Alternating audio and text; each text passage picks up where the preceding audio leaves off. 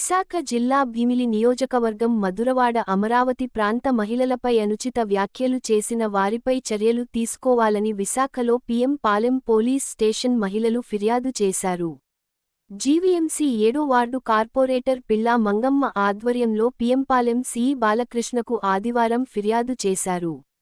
ఈ కార్యక్రమంలో Telugu Desam party senior నాయకులు పిల్లా వెంకట్రావు, నమ్మి రమణ, నాగోతి సత్యనారాయణ, గురునాథ్, కానూరు అచ్యుతరావు, 5, 6, 7 వార్డు మహిళా కార్యకర్తలు తదితరులు పాల్గొన్నారు.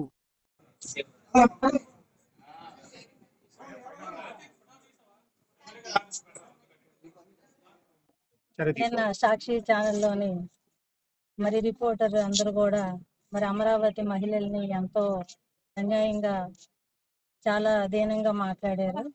అసభ్యంగా మాట్లాడడానికి గల కారణాలు ఏంటో మరి తెలియడం లేదు.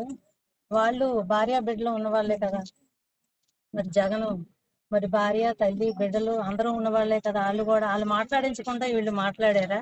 వీళ్ళు కూడా ఒక వ్యక్తిత్వం అనేది ఉన్నది కదా.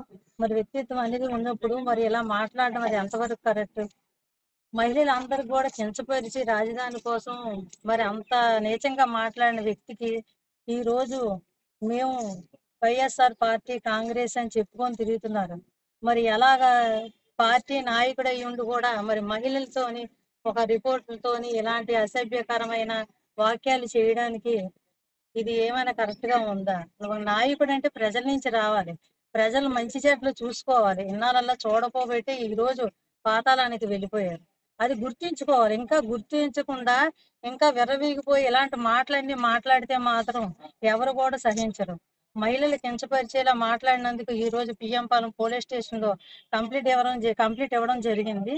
అందుకు మహిళలు 5, 6 వార్డు 8 వార్డులోనే మహిళలందరూ కూడా తరలి వచ్చారు. దీనికి సరైన సమాధానం చెప్పాలి. దీనికి సరైన సమాధానం చెప్తే గాని మహిళలు ఎవరు కూడా దీన్ని ఎంతవరకైనా తీసుకువెళ్తారు.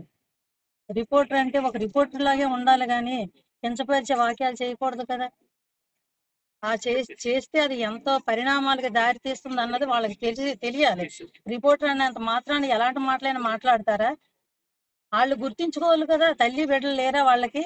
అలాంటి మాటలు మాట్లాడతారు. వాళ్ళు ఎన్ని ప్రాణత్యాగాలు చేశారు, అమరావతి కోసం ఎన్ని ప్రాణాలు బలికొన్నారు, అమరావతి కోసం రోడ్లు పెట్టుకొని తిరిగి నిరాహార దీక్షలు చేశారు. అలాంటి వాళ్ళని ఇలాంటి మాట్లాడడం చాలా బాధాకరం ఈ విషయం ఇది. అందుకని మేమందరం కూడా చాలా చింతిస్తున్నాము. అందుకే రిపోర్ట్ ఇచ్చి ఈరోజు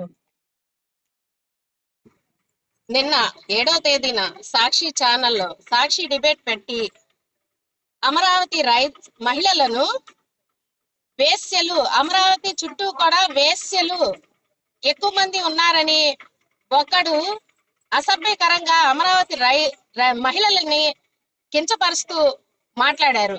అమరావతి చుట్టూ కూడా వేశ్యలే ఉన్నారని చెప్పి 1కి 10 సార్లు ఆ డిబేట్ లో మాట్లాడడం జరిగింది. ఇది జగన్కి తెలియకుండానే మాట్లాడుతున్నారా ఆ సాక్షి ఛానల్లోని?